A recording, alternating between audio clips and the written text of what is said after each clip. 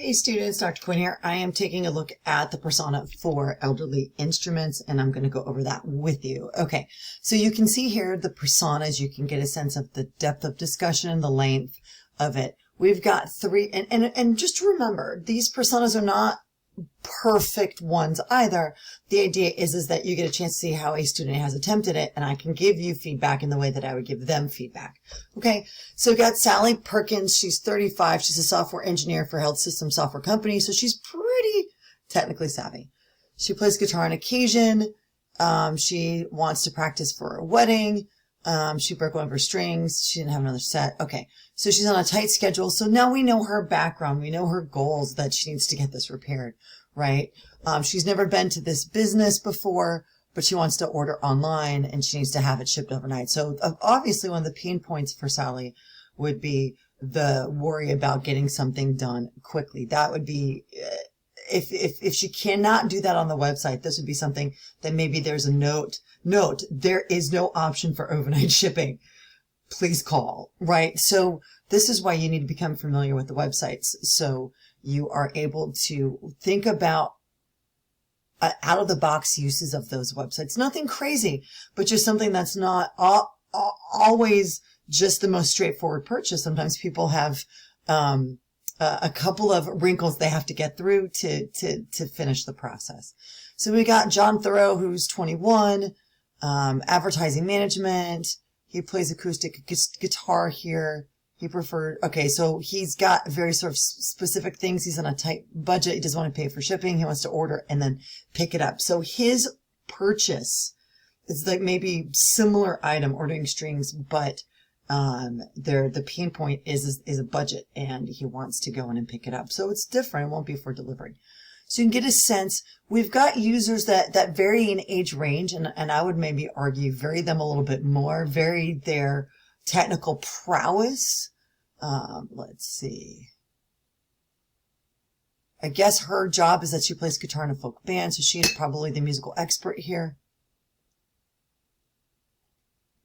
You can see they're all ordering the same things. She and John are similar in that their budget is a concern, but she wants to spread out the payments. And so you can see how all three are going to be doing the same item purchase, but they have different needs within that and different goals. So when we look at the instructions itself, it looks like this. How to purchase acoustic guitar strings from elderly instruments.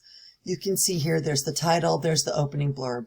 You can see purposeful white space. And so if you look at the instructions overview, you'll see that part of what we're looking for is nice gaps, not super big ones, but how steps themselves are bundled together. Each step has its corresponding image, starting with the imperative verb here. Images are edited. Images need to be readable. Like if this was my student, I would tell the student, you've got really nice screenshots and they're nicely aligned. So there's a lot that's working well, and you've got good white space. So proximity is observed between the step and the corresponding image. And there's no, like, if there was no space here, sometimes it can be hard to read. So you have to think when you're creating these documents, visually, is it easy to bundle information together? And even step one, figure one, step two, figure two. So there's that internal consistency. We're going to, in the coming weeks, talk about PARC concepts, and consistency is one of them in a document design. But I would have taken a partial screenshot here because I'm an older lady. I mean, not super old, but middle-aged, and I have my glasses on, but some of this font is really small. What if the student took a partial screenshot and zoomed in? See how this one is zoomed in and it's partial and it's smaller and I can read these better? You could zoom in because you've got a lot of space here on the image that's incorporated that's just not being used for, it's not useful. This is nicely zoomed in. So again, it doesn't have to be, you don't have to take web shots of the entire page, but you can take a partial screenshot. You'll notice the steps are in full sentences. Select, it's the imperative mode here, and the action item is bolded. I don't recommend that students put action items in quotes. It just makes it look busier. You end up having more punctuation, but it's not needed. Putting the action item in bold is really nice. If the website had a particular color scheme, looks like it's got a tiny bit of red there, and you wanted to make your action items like red for some document design, you certainly can. That's not required. And you wouldn't be graded against it for that either. Search categories. I would drop this part and have just zoomed into this and made it a little bit bigger. But this is the type of feedback when students do drafts and they get draft feedback. This is the type of feedback I can give a student. You've got notes for some of this, but then then the student has this text that's not labeled as a part of a step, and I'm not quite sure what's happening there. So there are some refinements you can make even to the samples, but you can see sort of how it's set up now. Step 3 has no corresponding image. If we go back to the writing assignment overview, let's remind ourselves. Okay, let's see. You must include at least one graphic for each step. It's right on page 1. So even with that student sample, they're not actually doing that. Like step 3 has no graphic. So there's some places to edit it. And then you'll notice now the numbers are shifting, right? So step 4, figure 3, and now it feels like it's off a little bit. A corresponding image for every step, okay? And we've got some notes. We've got some of those images. You want to make sure the images are aligned on this left margin the way that they had done it in the beginning. That tends to look pretty good.